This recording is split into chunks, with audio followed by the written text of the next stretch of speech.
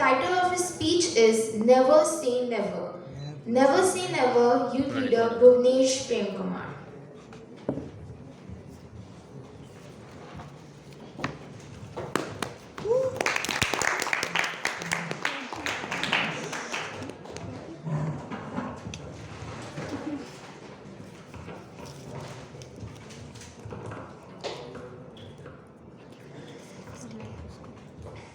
Am I audible? Yes. Failures are the stairs that we climb to reach the success, said by Mr. Roy Bennett. Distinguished Toastmasters, guests, parents, and all audacious youth leaders, a very pleasant good evening to all of you. Good evening. Whenever I scored low marks in maths, my parents would ask, "Hey Bonish, why you score such a low mark?" And I would say, "Mr. Roy Bennett scored that I'm trying to climb the stairs and I'm almost there to reach success. Don't worry." They think I'm kidding them. Never say never attitude did not engulf me overnight. I went through an roller coaster ride to experience, explore, and evolve as an individual. I'm still not where I mean to be. All of us learn, unlearn, succeed, and fail in many fields. However, persistence, commitment, and dedication are the qualities that we need to succeed in life. When I was in grade 7, I was very excited to participate in the AIMS music contest, which was my first contest of any sort in the kingdom. I practiced piano well and left no stone unturned, burned all my possible energies to show the best performance in front of the audacious audience. Well, the time came. They called me to perform on the 8th music stage. "Bhuvanesh, come to the stage." Unusually, I started to feel precipitated in my palms, my forehead, and my neck. When I started to play piano, my fingers started fumbling. Notes got struck. Music, which was a symphony, during the rehearsal was a pure noise to me in the performance. I didn't wait for the results. I knew I was not good. My father noticed my visible irritation and took me back home. I was in the room all alone, only the sparkling silence surrounding and calming me down through my pain, agony. Couple of tears rolled down, sheer in sorrow.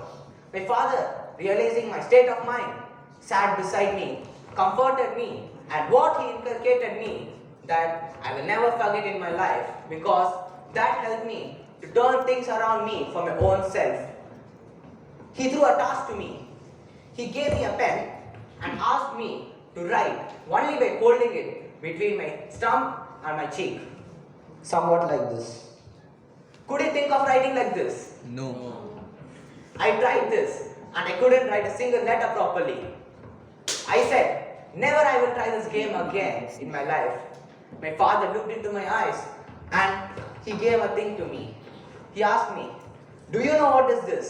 I said, "Yes, it's a walking stick, which the old people use for walking and even the blind people use." And he said about an audacious person who don't require the stick, even in his old age, because that person was born without both arms and both legs. Yes, he is Hirotada Ototake, born in Japan and commonly called Otto. He wrote a whole book named "No One is Perfect" by holding a pen between his stump of his arm and his cheek. Yes, my father asked, "Do you think he could have done this in his first attempt, or in the second, or even in his third attempt?" Today you stand as Otto's first day's experience. Imagine if Mr. Otto said, "Never I will try writing," after his failure of his first attempt. Then there is no book called "No One is Perfect." There is no greatness in giving up.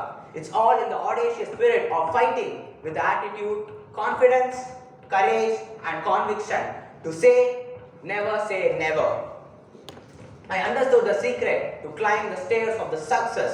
That is, never say never. When I got the opportunity to work in YLP I did with true spirit of participation. I didn't give up when I got a consolation prize in icebreaker.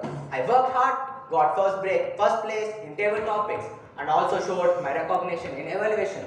Also, failures are inevitable if we didn't learn from our mistakes.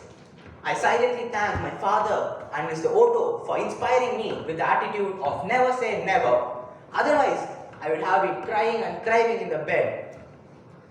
So, dear youth leaders, when you come across the failures, remember you have two options. One is to cry, or another is to fight like me and Mr. Otto with the attitude of never say never. Will you do it? Yes. Thank you.